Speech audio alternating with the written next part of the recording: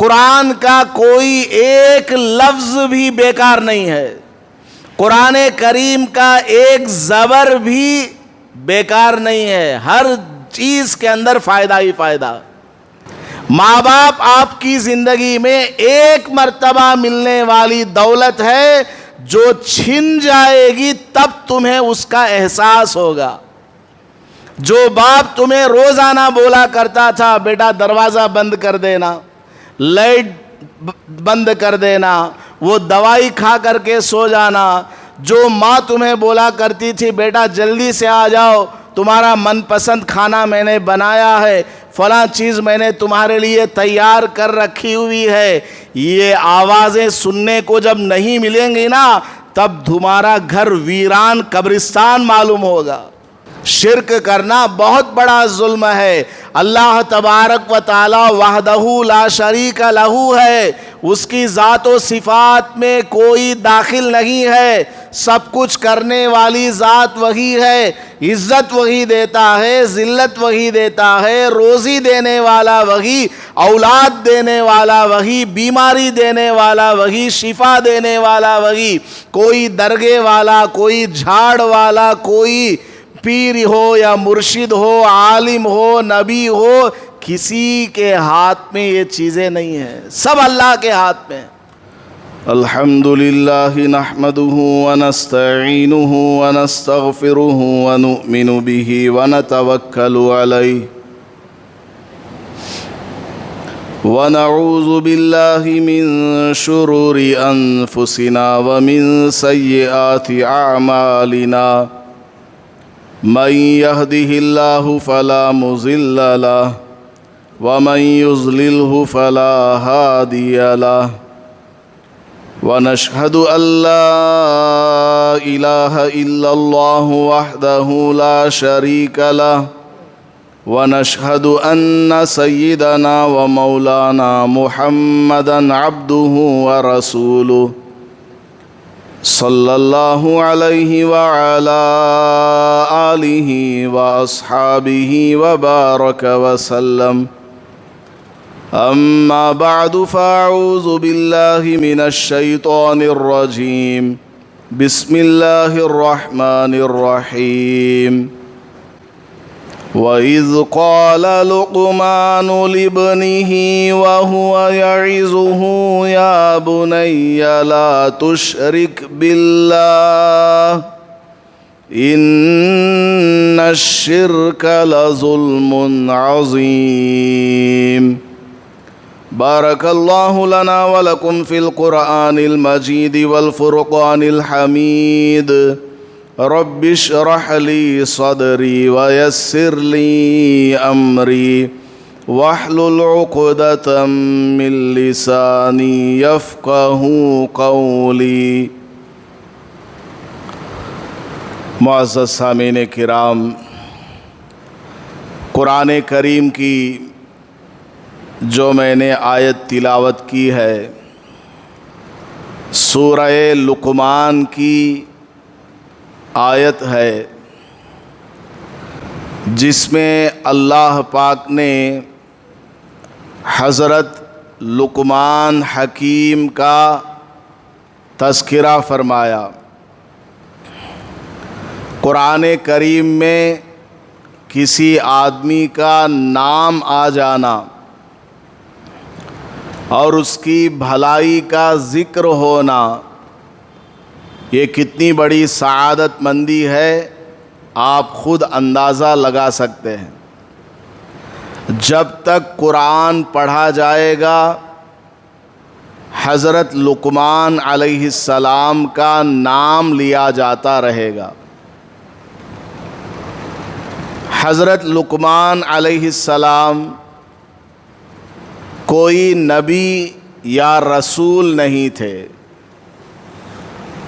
بعض مفسرین نے لکھا ہے کہ حضرت لقمان حضرت ایوب علیہ السلام کے بھانجے تھے یا ان کے خالہ زاد بھائی تھے، اور بعض علماء نے لکھا کہ وہ حضرت داؤد علیہ السلام کے زمانے کے نیک بزرگ تھے۔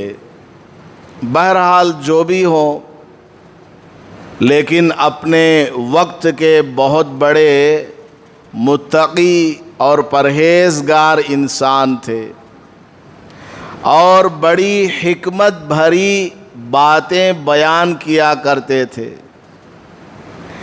حالانکہ وہ رنگ کے کالے تھے، شکل و صورت کے اعتبار سے ان کے اندر کوئی خوبی نہیں تھی، ایک سیدھے سادے انسان تھے، کالے رنگ کے تھے۔ اس کے باوجود ان کے نیک عمل کی وجہ سے ان کو یہ مقام اور مرتبہ حاصل ہوا کہ قرآن میں اللہ نے ان کا تذکرہ بیان فرمایا، اور قیامت تک ان کا نام لیا جاتا رہے گا۔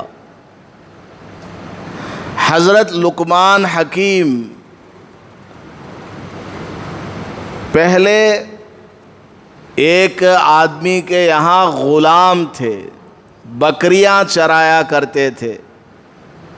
ایک مرتبہ ان کے آقا نے، مالک نے حضرت لقمان علیہ السلام کو حکم دیا کہ جاؤ فلاں بکری لے جا کر کے ذبح کرو، اور اس میں سے 2 عمدہ چیزیں لے کر کے آنا۔ اس بکری کے گوشت میں سے تمہارے نزدیک سب سے زیادہ عمدہ 2 چیزوں کو لے کر آؤ۔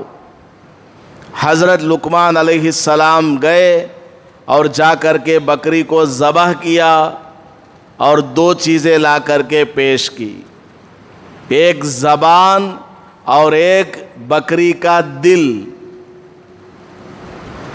چند دن گزر گئے، پھر آقا نے آرڈر دیا، اے لقمان فلاں بکری کو لے کر کے جاؤ، اسے ذبح کرو، اس کے گوشت میں سب سے بدتر گھٹیا اگر کوئی چیز ہے، ایسی 2 چیزیں لے کر آؤ۔ لقمان علیہ السلام گئے، جا کر کے انہوں نے بکری ذبح کی، لا کر کے 2 چیزیں پیش کر دی۔ آقا نے دیکھا کہ تشت کے اندر پھر بکری کی زبان ہے اور بکری کا دل ہے۔ آقا نے پوچھا، اے لقمان میں نے تم سے کہا تھا سب سے عمدہ چیزیں لے کر آؤ، اس وقت بھی تم یہی زبان اور دل لے کر کے آئے، اب میں نے تم کو آرڈر دیا کہ سب سے بدتر چیز لے کر آؤ، اب بھی تم زبان اور دل لے کر کے آئے ہو، کیا بات ہے؟ ایک ہی چیز عمدہ اور بدتر کیسے ہو سکتی ہے؟ تو حضرت لقمان علیہ السلام نے جواب میں فرمایا، اے میرے آقا، زبان کا استعمال اگر صحیح ہو وہ سب سے عمدہ چیز ہے، اگر زبان کا استعمال غلط ہو اس سے بدتر کوئی چیز نہیں۔ اسی طرح دل اگر پاک صاف رہے وہ سب سے عمدہ چیز ہے، دل کے اندر بگاڑ آ جائے، گندگی آ جائے، سب سے بدترین چیز وہ ہے۔ آقا کو یہ حکمت بھری بات بڑی پسند آئی، فوراً لقمان علیہ السلام سے کہا، جاؤ آج سے تم آزاد ہو۔ غلام تھے پہلے لیکن آزاد ہو گئے۔ حضرت لقمان علیہ السلام بڑی حکمت کے باتیں بیان فرمایا کرتے تھے۔ ایک مرتبہ مجلس میں حکمت سے بھری ہوئی باتیں لوگوں کو بیان کر رہے تھے، نصیحت فرما رہے تھے۔ ایک بکریوں کو چرانے والا چرواہا راستے سے گزر رہا تھا، اس نے آواز سنی کہ ایک جگہ کوئی آدمی بول رہا ہے، چند آدمی سن رہے ہیں، اور آواز جانی پہچانی معلوم ہو رہی ہے۔ اس چرواہے نے اپنی بکریوں کو ایک طرف روکا اور آ کر کے دیکھتا کیا ہے، حضرت لقمان علیہ السلام وہاں درس دے رہے ہیں۔ لوگوں کو حکمت بھری باتیں بیان فرما رہے ہیں، نصیحت کر رہے ہیں۔ تو وہ چرواہا اندر داخل ہوا اور لقمان علیہ السلام کو اشارہ کرتے ہوئے کہا، اے لقمان، تم تو وہی تھے جو میرے ساتھ مل کر جنگل میں بکریاں چرایا کرتے تھے، کیونکہ پہلے وہ غلام تھے اور بکریاں چرانے جنگل میں جایا کرتے تھے، اور یہ چرواہا ان کے ساتھ میں کبھی کبھی بکریاں چرانے آیا جایا کرتا تھا، ملاقات ہوتی تھی، اس نے پہچان لیا۔ بکریاں چرانے والا لوگوں کو نصیحت کرنے کے لیے بیٹھا ہے۔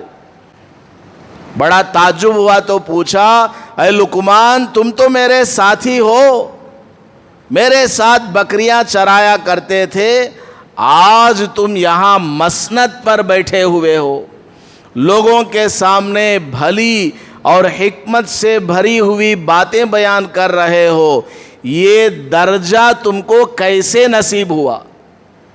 حضرت لقمان علیہ السلام نے جواب میں فرمایا، ارے بھائی، میں نے دو چیزوں کو لازم پکڑ لیا، میں نے اپنی زندگی میں دو چیزوں کو لازم پکڑ لیا جس سے میرے اندر علم اور حکمت کی باتیں آتی گئی۔ ان میں سے پہلی چیز یہ ہے، میں نے اپنے آپ کو سچ کا پابند بنایا، جھوٹ سے اپنی زبان کو روک کر کے رکھا۔ جب بھی بولوں گا سچ بولوں گا، چاہے کچھ بھی ہو جائے، میرا نفع ہو یا میرا نقصان، میرا فائدہ ہو یا نقصان ہو، جب بھی بولوں گا سچ ہی بولوں گا، جھوٹ نہیں بولوں گا۔ اور دوسری بات یہ ہے، میں نے اپنے آپ کو لا یعنی چیزوں سے دور رکھا۔ لا یعنی چیز کا مطلب ایسا کام جس سے نہ دنیا کا جائز فائدہ ہو نہ آخرت کا کوئی فائدہ ہو، بیکار کام ہے، اس سے میں نے اپنے آپ کو دور رکھا۔ اس کی وجہ سے اللہ پاک نے مجھے حکمت عطا فرمائی، علم عطا فرمائی۔ بہت بڑے حکمت والے تھے حضرت لقمان علیہ السلام، حالانکہ رنگ کے بڑے کالے تھے۔ حضرت سعید ابن المسیب رحمۃ اللہ علیہ فرماتے ہیں، دنیا میں 3 کالے رنگ کے انسان گزرے ہیں، لیکن ان کا مقام اور مرتبہ اتنا بڑا کہ رنگ کی وجہ سے ان کے مقام اور مرتبے میں کوئی فرق نہیں آیا، کوئی دوسرا ان کا مقابلہ کر ہی نہیں سکتا، حالانکہ شکل و صورت کے اعتبار سے کوئی حسن و جمال نہیں۔ نمبر 1، حضرت لقمان علیہ السلام، شکل صورت کوئی حسن و جمال ان کے اندر نہیں، لیکن حکمت سے بھری ہوئی باتیں بیان کیا کرتے تھے۔ وجہ کیا؟ ان کے اندر موجود تقوی اور پرہیزگاری۔ نمبر 2، حضرت بلال حبشی رضی اللہ تعالیٰ عنہ، رنگ کے کالے، لیکن نبی پاک صلی اللہ علیہ وسلم نے جنت میں حضرت بلال رضی اللہ تعالیٰ عنہ کی چپل کی آہٹ کو سنی ہے۔ حضور تشریف لے جا رہے ہیں جنت میں اور سامنے چلنے کی آواز آ رہی ہے۔ بعد میں پوچھا گیا کہ یہ کون ہے، تو بتایا گیا کہ بلال حبشی ہے۔ آپ صلی اللہ علیہ وسلم نے بلال رضی اللہ تعالیٰ عنہ سے پوچھا، اے بلال، کیا بات ہے؟ میں نے تم کو جنت میں دیکھا، میرے آگے تم چل رہے ہو، ایک گائیڈ کی طرح، رہبر کی طرح چل رہے ہو، اور تمہاری چپل کی آہٹ مجھے سنائی دے رہی ہے۔ یہ مقام تم کو نصیب ہوا، کوئی خاص عمل تم کرتے ہو کیا؟ حضرت بلال رضی اللہ تعالیٰ عنہ نے کہا، یا رسول اللہ، کوئی خاص عمل تو میرے اندر نہیں ہے، بس نماز روزہ، یہی جو دوسرے صحابہ کرتے ہیں وہی۔ نہیں، سوچو کوئی ہوگا اسپیشل تم نے اپنے لیے مقرر کیا ہو، کچھ کرتے دھرتے ہو۔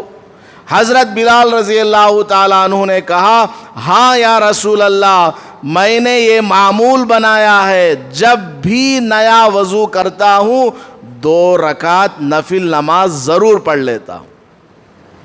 جب بھی میں نے کوئی تازہ وضو کیا تو کسی سے بات کرنے سے پہلے میں نے 2 رکعت نفل نماز ضرور پڑھا ہے۔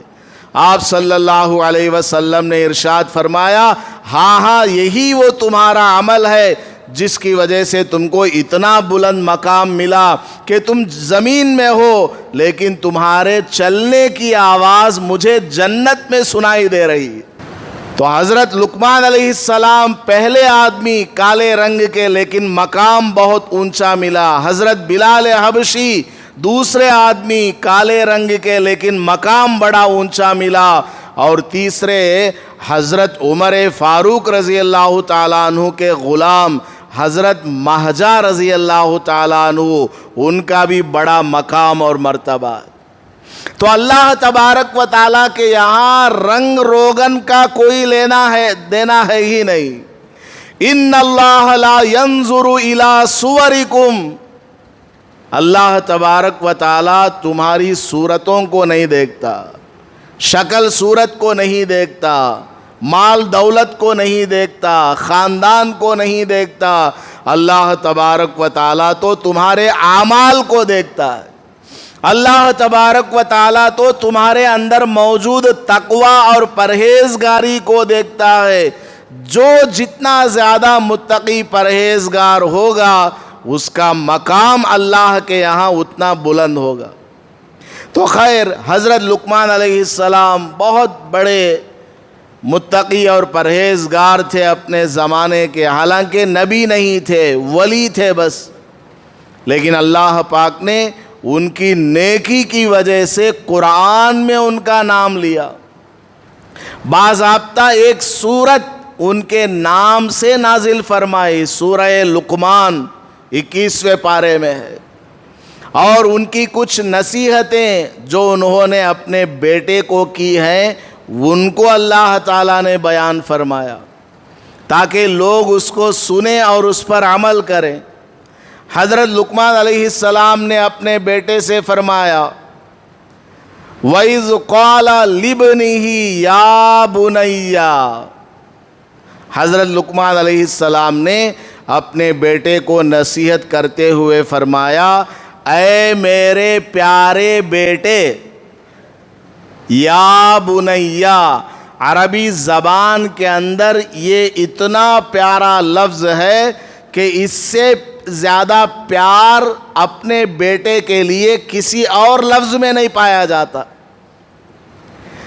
تو یہاں سے مفسرین کرام فرماتے ہیں اپنی اولاد کا اکرام کرو، اکرموا اولادکم، اپنی اولاد کا اکرام کرو، عزت سے ان کو پکارو، پیار سے ان کو پکارو، ان کے سر پر ہاتھ رکھو، ان کو اپنے سینے سے لگاؤ، اپنی گود میں بٹھاؤ اور پیار بھرے الفاظ میں ان کو نصیحت کرو۔ آج ہمارے ماں باپ اللہ حفاظت فرمائے بچوں کی فکر نہیں کرتے، اولاد کی تربیت کی فکر نہیں کرتے، اور اولاد کو پیار بھرے الفاظ سے نہیں پکارتے۔ کیا ضرورت پڑی اللہ کو اس لفظ کو اضافہ کرنے کی؟ قرآن ایک ٹیکسٹ ہے، اللہ تعالیٰ چاہتا اس طرح کے الفاظ کو کم کر دیتا قرآن میں تو ایک پاؤ پارا، ایک 4-5 پیج قرآن کے کم ہو جاتے، تراویح سنانے میں ایک پاؤ پارا کم ہو جاتا، آسانی ہو جاتی، لیکن اللہ پاک نے چن چن کر کے اہم اور امپارٹنٹ الفاظ کو قرآن میں بیان فرمایا۔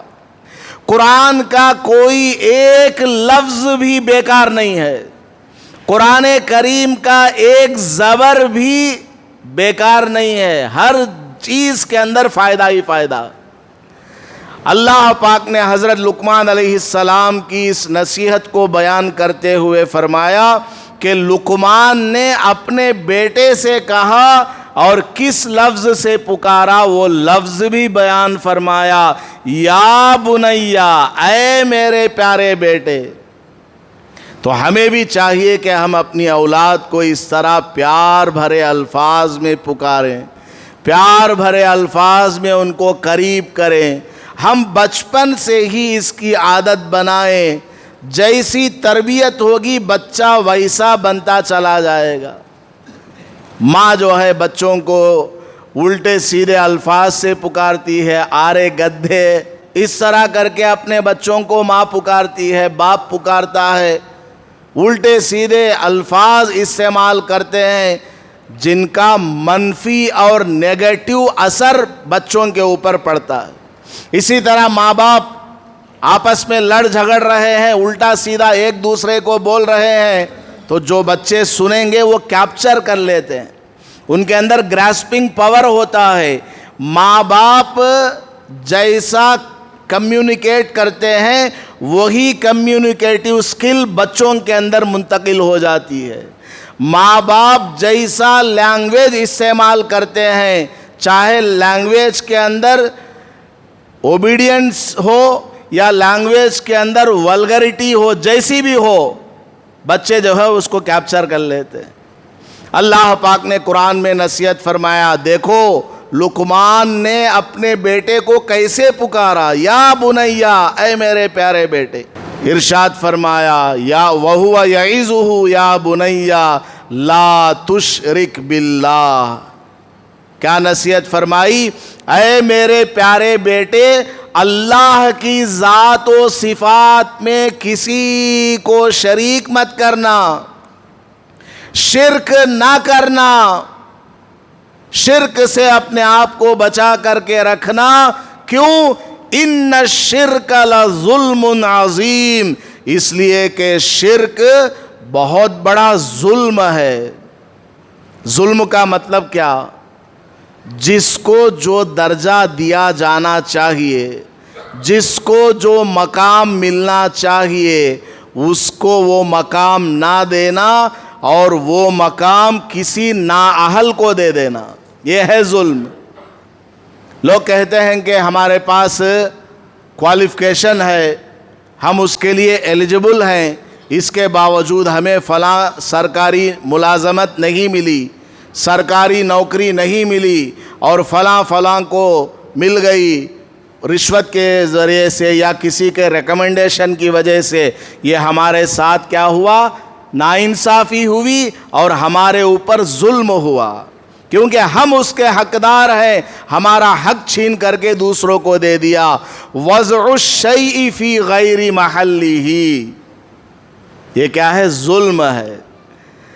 تو حضرت لقمان علیہ السلام نے اپنے بیٹے کو نصیحت کرتے ہوئے فرمایا، اے میرے پیارے بیٹے، شرک کبھی مت کرنا اللہ کی ذات و صفات میں، کیونکہ شرک کرنا بہت بڑا ظلم ہے، شرک کرنا بہت بڑا ظلم ہے۔ اللہ تبارک و تعالی وحدہ لا شریک لہ ہے، اس کی ذات و صفات میں کوئی داخل نہیں ہے، سب کچھ کرنے والی ذات وہی ہے، عزت وہی دیتا ہے، ذلت وہی دیتا ہے، روزی دینے والا وہی، اولاد دینے والا وہی، بیماری دینے والا وہی، شفا دینے والا وہی۔ کوئی درگے والا، کوئی جھاڑ والا، کوئی پیر ہو یا مرشد ہو، عالم ہو، نبی ہو، کسی کے ہاتھ میں یہ چیزیں نہیں ہیں، سب اللہ کے ہاتھ میں۔ سب کچھ کرنے دھرنے والی ذات ایک اللہ کی ہے، شرک مت کرنا اللہ کے ساتھ۔ تو سب سے پہلی نصیحت باپ نے، حضرت لقمان علیہ السلام نے اپنے بیٹے سے جو کی ہے وہ کیا؟ عقیدے کی درستگی ہے، تمہارا بیلیف صحیح ہو جائے، تمہارا عقیدہ صحیح ہو جائے، کیونکہ عقیدہ اگر بگڑا ہوا ہے چاہے کتنی نماز پڑھ لو کوئی فائدہ نہیں، پوری زندگی روزے رکھ لو کوئی فائدہ نہیں، عقیدہ بگڑا ہوا ہے، حج پہ حج کر لو کوئی فائدہ نہیں، عقیدہ بگڑا ہوا ہے، مسجدیں بنوا لو، مدرسوں میں امداد دے دو، غریبوں، یتیموں، بیواؤں پر اپنا مال خرچ کر لو، عقیدہ بگڑا ہوا ہے تو کوئی فائدہ نہیں ہے۔ عقیدہ درست ہونا ضروری ہے۔ تو باپ نے اپنے بیٹے کو جو پہلی نصیحت فرمائی وہ کیا؟ اے بیٹا، اللہ کی ذات و صفات میں کسی کو شریک نہ بناؤ، وہ ایک اکیلا خدا ہے جو سب کچھ چلا رہا ہے۔ اور آگے حضرت لقمان علیہ السلام نے اپنے بیٹے کو جو نصیحت فرمائی ان میں سے ایک نصیحت کیا ہے؟ اپنے ماں باپ کے ساتھ حسن سلوک کرنا، ماں باپ کی نافرمانی نہیں کرنا، ماں باپ کو ستانا نہیں، ماں باپ کو پریشان نہیں کرنا، ماں باپ کی عزت کرنا، ماں باپ کا اکرام کرنا، ماں باپ کو ان کا مقام اور درجہ دینا۔ باپ جو ہے اپنے بیٹے کو نصیحت کر رہا ہے۔ حضرت لقمان علیہ السلام اپنے بیٹے کو نصیحت فرما رہے ہیں کہ اے بیٹا، ماں باپ کی نافرمانی ہرگز نہ کرنا۔ ماں جس نے 9 مہینے بچے کو اپنے پیٹ میں رکھا اور ولادت کے وقت ماں کو ایسی تکلیف ہوتی ہے کہ جان جانے کو لگ جاتی ہے۔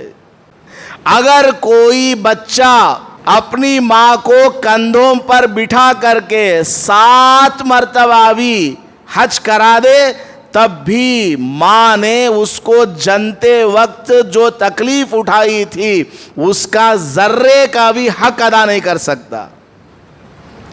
اسی طرح کوئی بیٹا اپنے باپ کو اپنے کندھوں پر بٹھا کر کے 7 مرتبہ بھی حج کرا دے تب بھی اس باپ نے اس بیٹے کی خاطر جو دوڑ دھوپ کی ہے، جو گرمی کو، دھوپ کو، پیاس کو برداشت کیا، اپنے خون کو پسینہ بنا کر کے اس کو لا کر کے کھلایا پلایا، خود بھوکا رہا اس کو عمدہ کھلایا، خود پرانے کپڑے پہن لیا اس کو نیا کپڑا پہنایا۔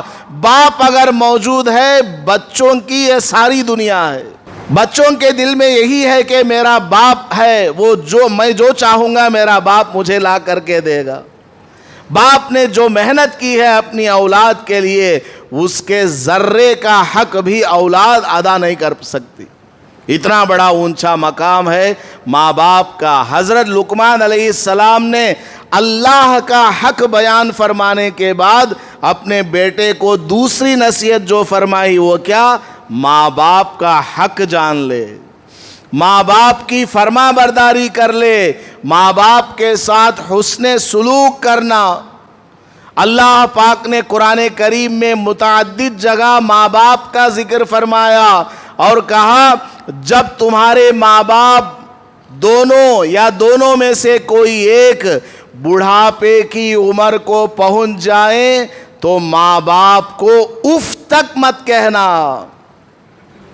ماں باپ نے کسی کام کا آرڈر دیا کہ بیٹا فلاں سامان لے کر کے آؤ یا فلاں کام کرو، چاہے تم کو وہ کام پسند آئے پسند نہ آئے، ماں باپ کو اف بھی نہ بولو۔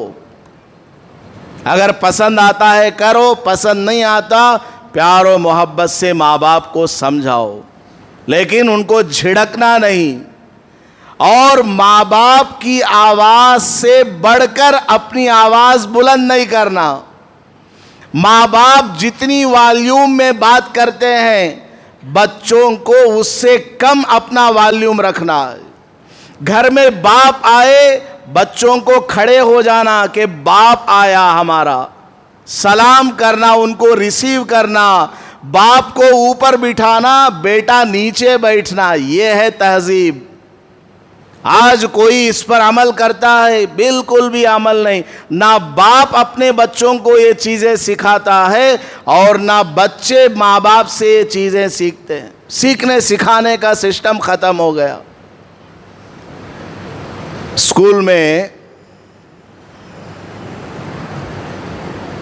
ہفتے میں 15 دن میں مہینے میں ایک مرتبہ کوئی پیریڈ خالی ہوتی ہے، اس پیریڈ کے اندر سر جو ہے اس پیریڈ کو خالی نہ جانے دینے کے لیے اس پیریڈ کے اندر بھی کچھ کام ہو جائے، وہ ایک امتحان لیتا ہے. اس امتحان کے اندر جنرل نالج کے بارے میں پوچھ لیتا ہے، بچوں کی عادتوں کے بارے میں پوچھ لیتا ہے، ان کے فیملی ڈیٹیلز کے بارے میں پوچھ لیتا ہے، تھوڑا ٹائم پاس ہو جائے. تو ایک مرتبہ ایک ٹیچر نے اپنے اسٹوڈنٹ سے کہا، بچوں سے کہا کہ بیٹا تم لوگ اپنے نوٹ بک میں لکھو میرے سوال کا جواب. میرا سوال کیا ہے؟ تم آگے چل کر کے کیا بننا چاہتے ہو؟ تم کیا بننا چاہتے ہو؟ کیا تمہیں پسند ہے وہ لکھ کر کے دینا. سب نے اپنا اپنا لکھ کر کے دیا. کسی نے کہا میں ڈاکٹر بننا چاہتا ہوں، کسی نے کہا کچھ، کسی نے کہا کچھ. جب ایک بچے کا آنسر پیپر اس ٹیچر نے پڑھا، اس میں لکھا ہوا تھا میں اپنے ماں باپ کے ہاتھ کا موبائل بننا چاہتا ہوں. کیا لکھا اس بچے نے؟ میں اپنے ماں باپ کے ہاتھ میں موجود موبائل بننا چاہتا ہوں. اب نیچے اس کا نام بھی لکھا تھا. ٹیچر نے اسٹوڈنٹ کو اٹھایا، کون ہے، کس نے یہ جواب لکھا؟ تو وہ اسٹوڈنٹ کھڑا ہوا.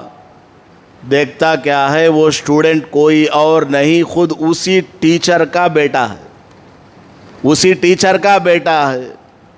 اب اس کو بات سمجھ میں آ گئی لیکن کچھ نہیں کہہ پایا. پھر بھی اس سے پوچھا کہ بیٹا تم نے ایسا کیوں جواب لکھا؟ اس نے کہا اے میرے ابا، جتنا ٹائم آپ اپنے موبائل کو دیتے ہیں اس میں سے آدھا ٹائم بھی میرے لیے سپینڈ نہیں کرتے.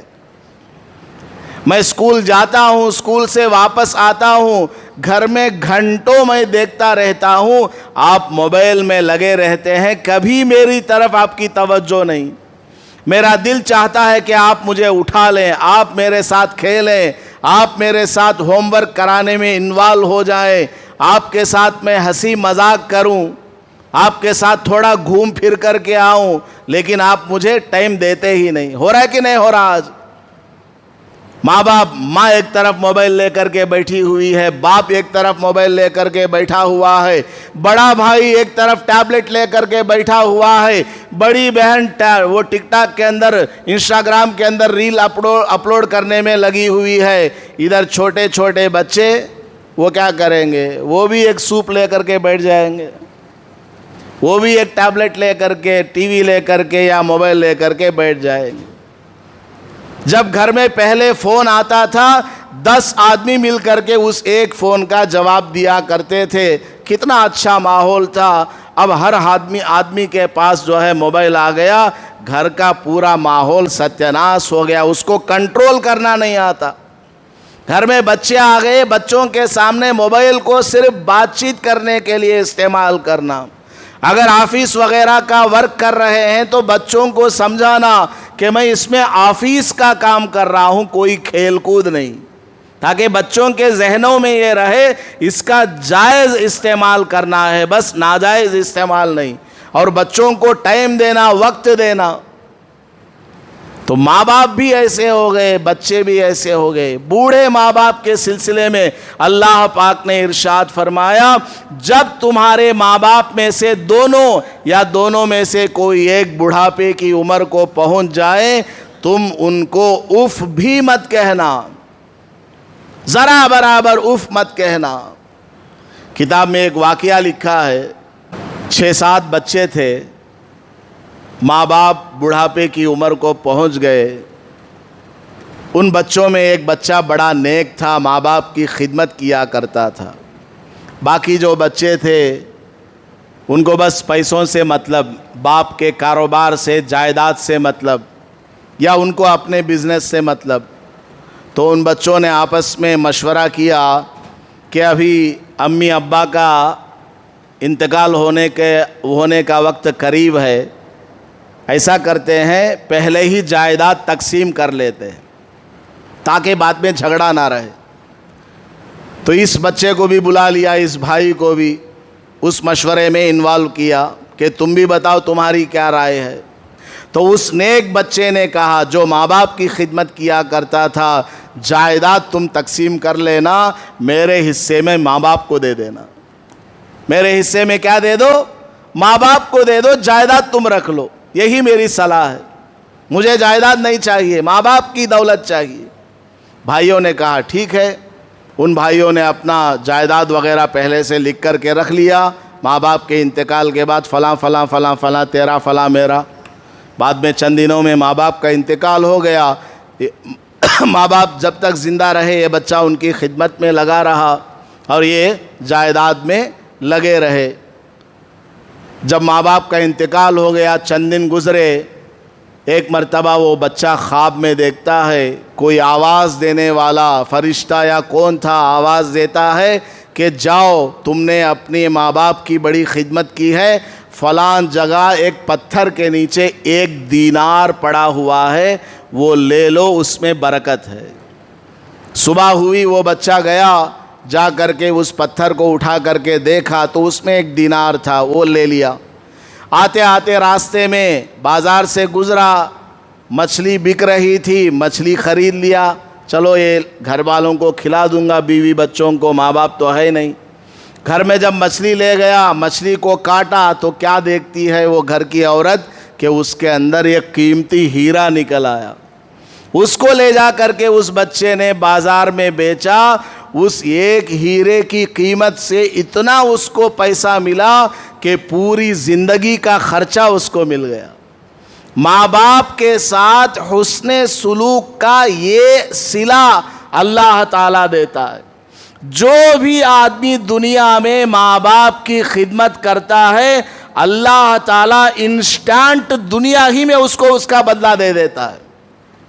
اور جو آدمی دنیا میں ماں باپ کی نافرمانی کرتا ہے، ان کی خدمت نہیں کرتا، بڑھاپے کی عمر میں ان کو چھوڑ کر کے چلا جاتا ہے، پڑے رہو تنہا، اپنے پیسہ کمانے میں لگے ہوئے ہیں، اپنے بیوی بچوں میں مست ہے، ماں باپ کی کوئی فکر نہیں ہے، تو انسٹنٹ وہ اس کا نتیجہ بھگتیں گے دنیا ہی میں، جو ماں باپ کے ساتھ نافرمانی کرتے ہیں۔ ایک ماں جو ہے 7 بچوں کو دودھ پلاتی ہے، لیکن یہی 7 بچے جب بڑے ہو جاتے ہیں، یہ 7 بچے مل کر کے ایک ماں کو ایک وقت کا کھانا نہیں ڈالتے۔ ایسا دور آ گیا، ایسا ماحول آ گیا ہے۔ دنیا میں 800 کروڑ انسان ہے، آخری بات بتا رہا ہوں، دنیا میں 800 کروڑ انسان ہیں، لیکن 2 انسان ایسے ہیں جو نان ریپلیسبل ہیں، ریپلیسمنٹ نہیں ہے، اس میں متبادل نہیں ہے۔ وہ 2 کون ہیں؟ ماں باپ۔ بیوی مر جائے دوسری شادی کر لو، وہ مر جائے تیسری کر لو، وہ مر جائے چوتھی کر لو، اس طرح جتنی عورتیں مرتی چلی جائیں، آدمی کو نئی بیوی ملتی جائے گی۔ اسی طرح شوہر مر گیا، دوسرے شوہر سے نکاح کر لو، پھر مر گیا اور ایک آدمی سے نکاح کر لو، بہت سارے مرد مل جائیں گے، لیکن آپ کی زندگی میں ماں باپ بس ایک بار ملتے ہیں۔ ماں باپ آپ کی زندگی میں ایک مرتبہ ملنے والی دولت ہے، جو چھن جائے گی تب تمہیں اس کا احساس ہوگا۔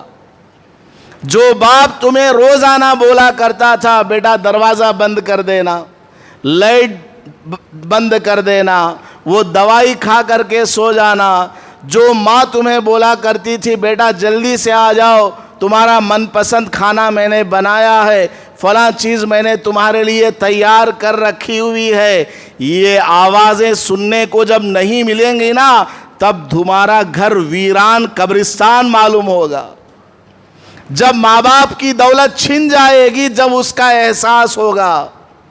جن کے ماں باپ ہیں قدر کر لو، ان کی خدمت کر لو، ان کے قدموں کے نیچے جنت ہے، ان کے ہاتھ پیر دباؤ، ان کے پاس پڑے رہو، ان کی عزت کرو، ان کی دعائیں لو۔ ماں باپ کی دعائیں عرش سے جا کر ٹکراتی ہیں، عرش کو ہلا دیتی ہیں۔ ماں باپ چاہے کتنے خراب کیوں نہ ہو، ان کی زبان سے جب دعا نکلتی ہے، اللہ تعالیٰ اس دعا کو قبول فرماتا ہے۔ اسی طرح ماں باپ کے دل سے اگر کوئی بد دعا نکل گئی، زبان سے چاہے نہ نکلی ہو، دل میں خالی ایک تڑپ، ایک درد آ گیا بچوں کی نافرمانی کی وجہ سے، بس اولاد کا بیڑا غرق ہو جاتا ہے۔ اس لیے جن لوگوں کے ماں باپ ہیں ان کی قدر کرو، ان کی عزت کرو، اور جن کے ماں باپ وفات پا گئے ان کے لیے ایصال ثواب کرو، قرآن پڑھ کر بخشو، مسجد کو، مدرسوں کو، غریب کو، یتیم بیوہ مساکین کو دیا کرو ان کے نام پر۔ اگر وہ تم سے ناراض ہو گئے تھے، شاید اب اللہ تعالیٰ راضی کرا دے، جو تم ابھی ان کے لیے ایصال ثواب کر رہے ہو اس کی بدولت شاید اللہ تعالیٰ ان کو راضی کرا دے۔ خیر، حضرت لقمان علیہ السلام نے جو نصیحت فرمائی اس میں سے یہ بہت قیمتی نصیحت تھی، یہ میں نے آپ کے سامنے بیان کی ہے۔ اللہ تعالی ہم سب کو اپنے ماں باپ کی قدردانی کرنے کی توفیق عطا فرمائے۔ آمین۔ وآخر دعوانا الحمد للہ رب العالمین۔